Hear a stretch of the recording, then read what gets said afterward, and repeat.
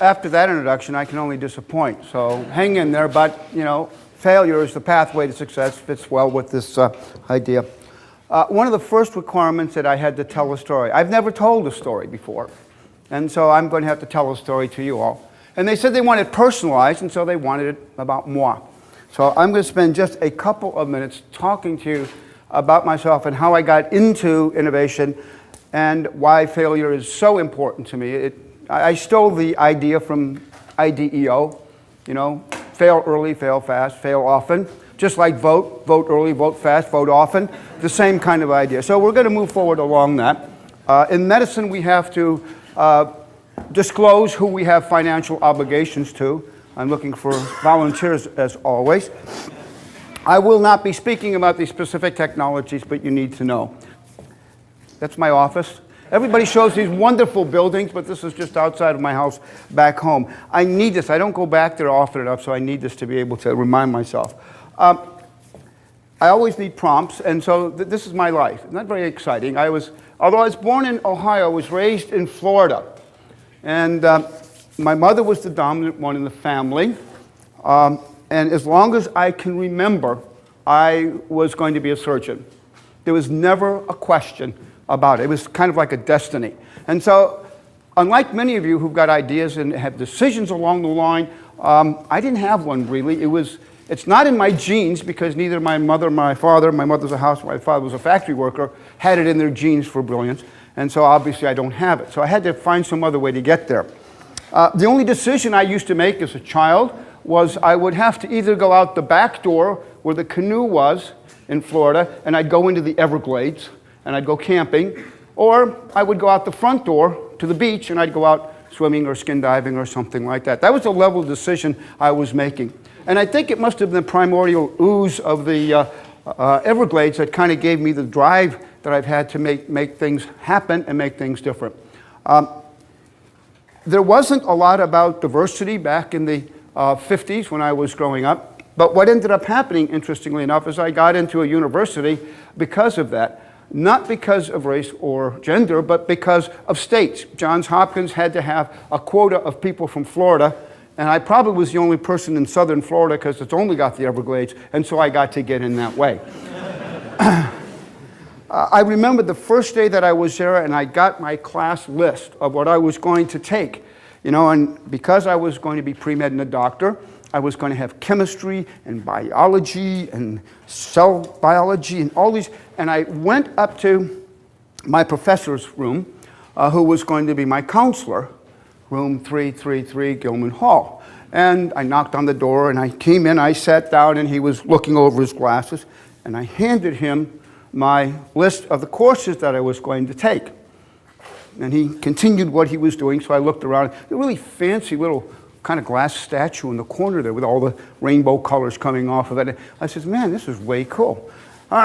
H. Bentley Glass. Okay. And so finally he looked up and said, well, and I said, sir, I'm one of your students. You're my counselor. And for small talk, I said, that's a lovely statue you have there in the corner. What is it? I don't recognize it. And he said, that's the Nobel. We don't have those in the Everglades, unfortunately. My friend there did not actually get one. So I knew it wasn't going to be a good day. And it got worse because then he took one look at this and looked over his glasses and went, you're going to take these classes? Oh, yes, sir, I'm going to be a surgeon. Rip, rip, rip. I said, sir, what classes am I going to take?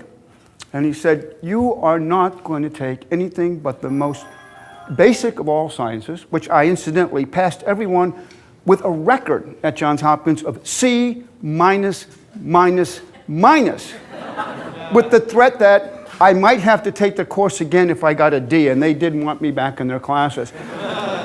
Such was life. And so there I am sitting in front of him, and he says, well, and this was probably one of the most profoundest, life-changing things that happened to me, and I pass it on to you in good faith. He said, for the rest of your career, when you get into medical school, all you're going to do is science. We want you to have a real major, and we're going to have you in the arts. And after a lot of going back and forth, we ended up doing art in archaeology and architecture as my basic sciences, on top of literature, Shakespeare, and so forth. And so I went through classes, mainly as an art major, principally in the field of architect. I spent a lot of extra time running down to Washington, D.C., because I got really excited about architecture and about Gothic architecture and how you don't look at the building, but you look at the shape of the space that's inside of the building. And so I thought it would be cool if I went to Washington, D.C., went over L'Enfant's plan and looked at all the buildings and see the shapes that the buildings were making and looking at the spaces, not the building, which was kind of really cool. And I turned it in for my master's degree and I failed. I said, well, that's very interesting, but you don't have enough courses to do it. So I didn't get a master's in architecture, but I did graduate at the end of 4 years. And I applied to medical school. I went to 14 medical applications. The first 12 failed.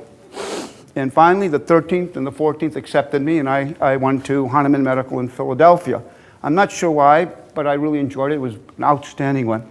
And the only real success I had is I got accepted to Mayo Clinic, where I became a Mayo-trained surgeon, which was really exciting. Unfortunately, in the last year that I was there, I was drafted. I failed by 3 months of missing the draft. They ended up closing the draft right after I got my letter, which was unfortunate. So I had to go in the military. But once again, I was able to capitalize on that because I went to Europe, and then I had a number of other extraordinary experiences, not the least of which is running the surgical research lab at Fort Gordon, Georgia for 4 or 5 years. But then I had to rotate out, as military people do, and I rotated back to California, Fort Ord, California, which does not have a research lab. And I ended up going up to NASA Ames and to Stanford and Stanford Research Institute, where I got involved with people like Steve Ellis, Michael McGreevy, Jaron Lanier, Phil Green, and got really excited about the robotics and the virtual reality programs. And from there, we went ahead and did collaborative projects, one of which was a telesurgical project where we built the first surgical robot.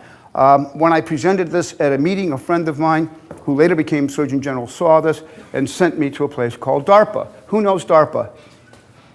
Most of you do. For those of you who don't, this is a classified military research agency. It's responsible for a number of things, but it doesn't have any labs. It funds people to do good work.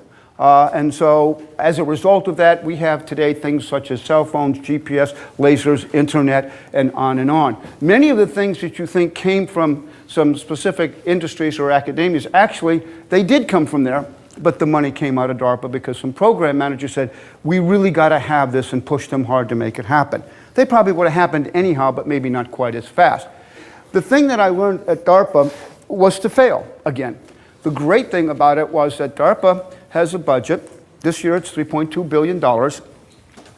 And the expectation from the director to the program manager is that you will need to present a program that will be life-changing in whatever area that you happen to be in.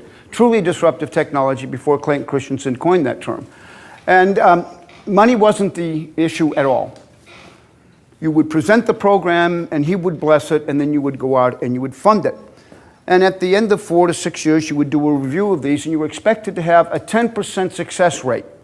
If you didn't get 10%, then you got more money. If you got more than 10%, you got scolded because you probably weren't trying hard enough.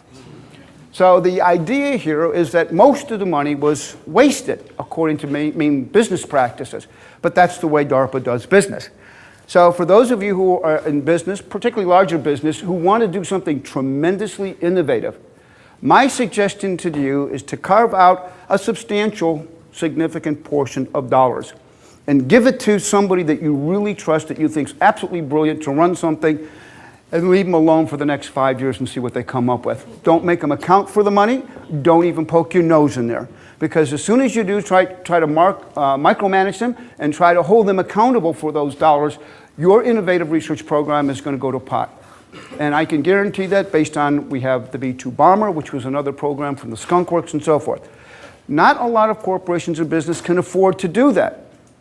But the permission to fail is probably more important than anything else. So And I also failed. I was out in the military, but also for 3 times I was a candidate for the NASA astronaut program. I made it to the very last round and didn't make it past the final one. Didn't even get to take my physical. So it's one thing after another. But because of that, I got to work with all the people at NASA, and that eventually led to the robotic surgery, which were some of the programs that we have in DARPA. But I still have my goal. My goal sort of shifted from being a surgeon and then a heart surgeon when heart surgery was started. And then it was going to be, when the Sputnik went up, I was going to do the first operation in space. But you can't do it without being an astronaut. So what did I do? I went to SRI and NASA, and we did robotic surgery. And I still have a chance to do the first operation in space, but robotically, remotely from Earth here. So I'm still hoping, now that Dave Williams has retired and is not going to fly again, the only other surgeon astronaut, I still have a chance to do that. So that's my story of failure. And let me tell you a little bit about some of the technologies and so forth. First of all, who recognizes this? Those of you who have heard me before, don't count. This is the most important biological molecule today. It's an engine. It's an energy engine, and it's an information engine. Anybody recognize it? Even though it's a biological molecule. DNA, anybody? It's about perspective. You know, we're all used to looking at things a certain way, and we can't look at them differently from different ones. Now, let me stop for just a moment, because I was talking with a number of people about technology and innovation. The one thing that I have learned, and I really hate this because it's bureaucratic, but it's really important, and that is about how research projects are funded and where the fail points are. In the upper left-hand corner, we have what we call the valley of death and the second chasm. If you're getting funding, particularly from brand new conceptual research, you normally get it from the government with a little bit from industry.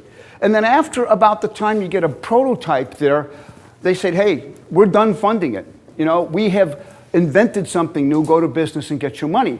Business is saying, government doesn't understand. I can't deal with a prototype. I've got to have a near-finished product so I can commercialize it. And so we've got this valley of death in between where there really isn't a lot of good money. This is where the venture capitalists usually come in. They've got a working prototype, normal business isn't ready to pick it up, and so they get in there. But most of the actual projects that I have, this is where they failed. I got them a great prototype, and it never went past there. But what we've recently been understanding is that, and I was glad that Bill Taylor brought this up, is that when you get a new product out, the innovators get out there and you get something, everybody forgets about the maintenance tail on this.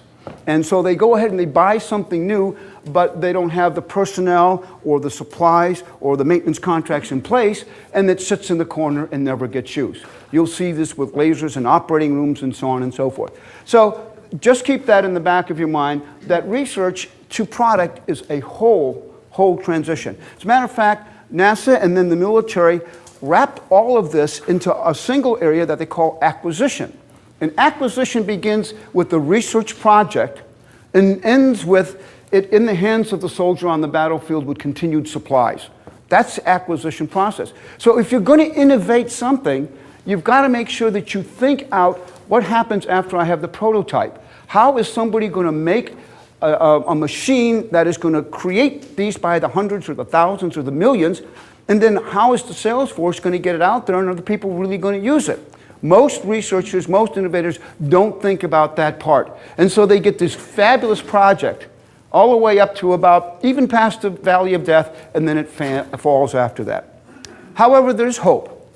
Bureaucrats' hope, if it will. And that's called the technology readiness levels, the TRLs. First by NASA and then picked up by DOD. And you can look into Wikipedia or anybody on there, and what it shows you is the 9 different levels of readiness of a technology. And each one of them have a very, very specific description after them.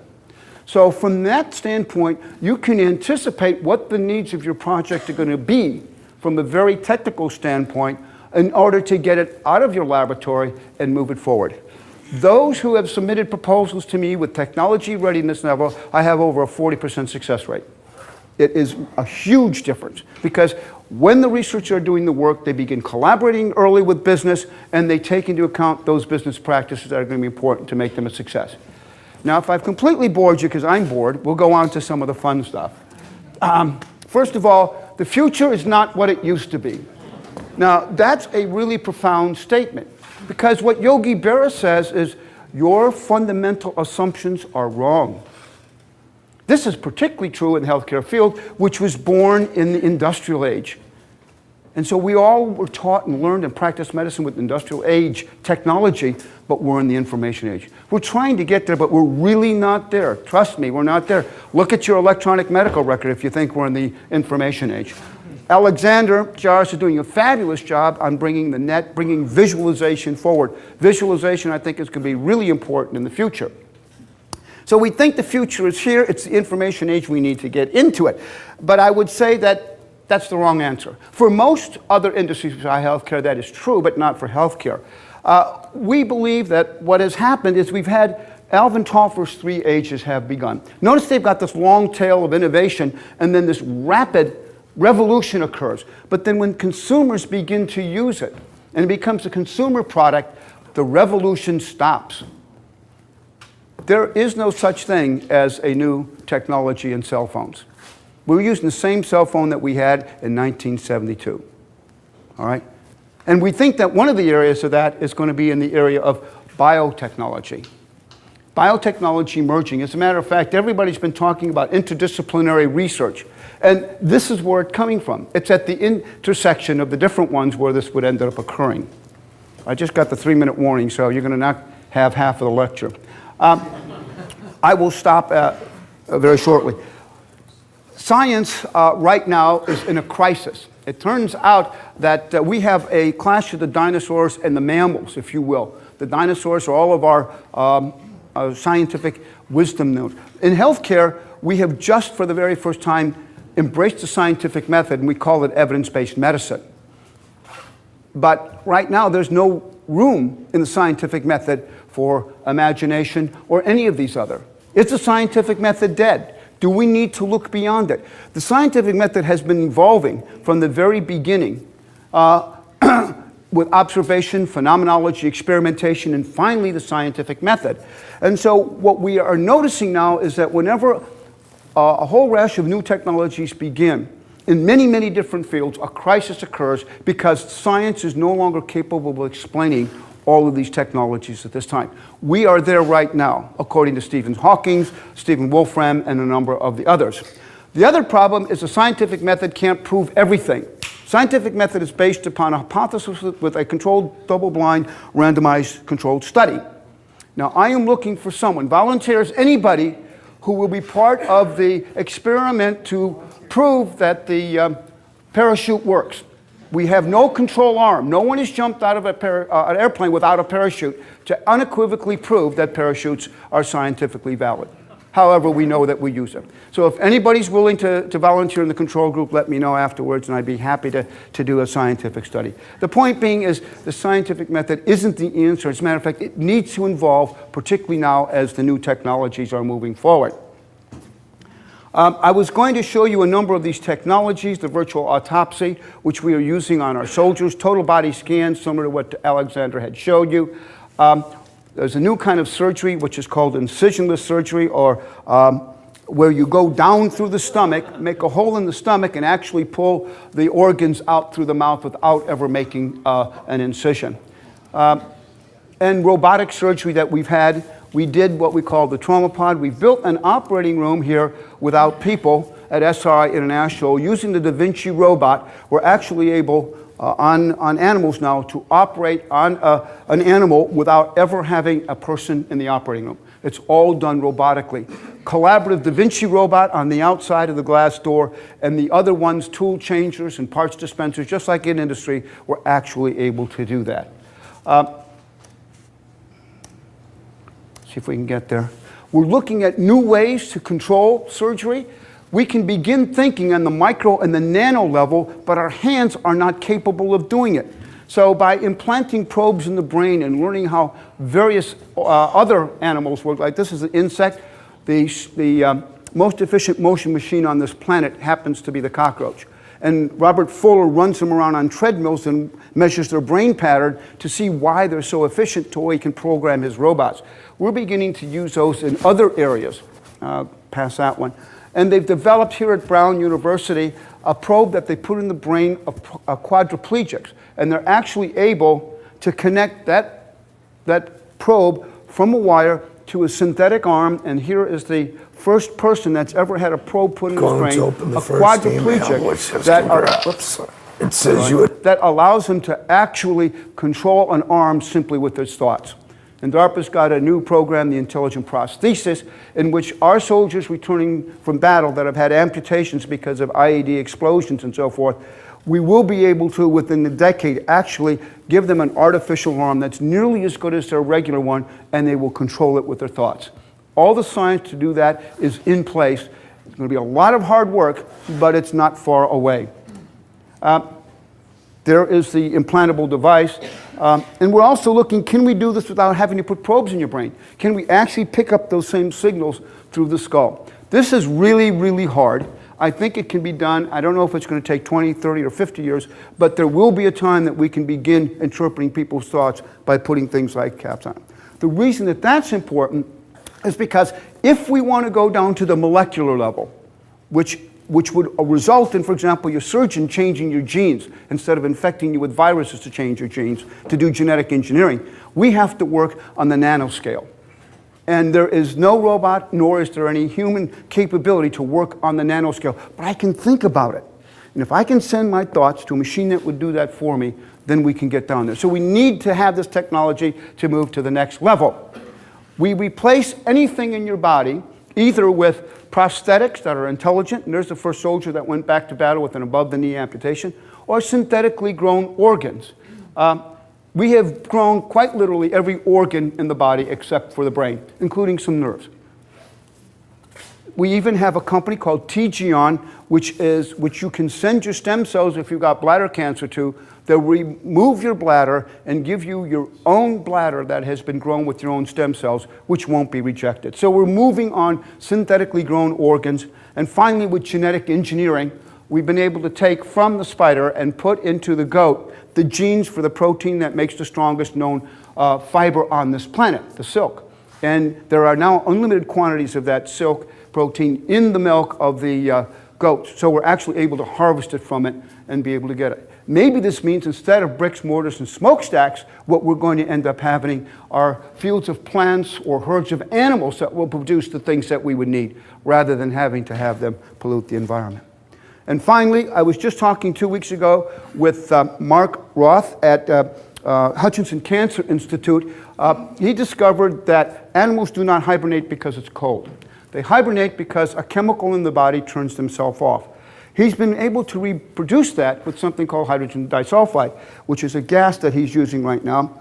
And he has been able to put mice into a little jar and infuse this gas, and they appear dead. They have no heartbeat, no breathing. There is absolutely the same temperature as surrounding temperature. If you put an MRI on their brain, there is no brain activity. They meet every known criteria in their death. 6 hours later, he takes them out, gives them some oxygen. They run through the maze, and they feed themselves because they're hungry. So we know that they have met the criteria of death for a minimum of 6 hours and survived perfectly normal intact. I said, Mark, what's going on here? And he answered it with a question. He said, what is the most active thing that you will ever do in your entire life? I know what you're thinking. It's really, really active, but even more energy active than that. All right? Die. Before you die, the last few minutes, you go through something called agonal gasp, and that's when your body, in order to preserve your brain and your heart and your kidneys, it activates all the alternate pathways. Unfortunately, the alternate pathways also will be able to digest everything, and what means that your body actually gets digested, but it requires energy to do that. And so if you block the flow of energy, which they think that this does, then you can't die. So you're not alive, but you're not dead. I said, Mark, what does that mean? He said, well, I guess this is the new definition of suspended animation. There's absence of energy flow, and you can't die, but you can't be alive either. I would love to see that. Can you imagine, as a surgeon, I can do suspended animation instead of anesthesia, and the patient won't die on the operating table? Oh, that's cool. They won't bleed during surgery. They won't move. They can't remember anything because their brain has been turned off. The ideal anesthetic. I have 1 minute here. I just want to finish. Oops, what is that? We have to beware of...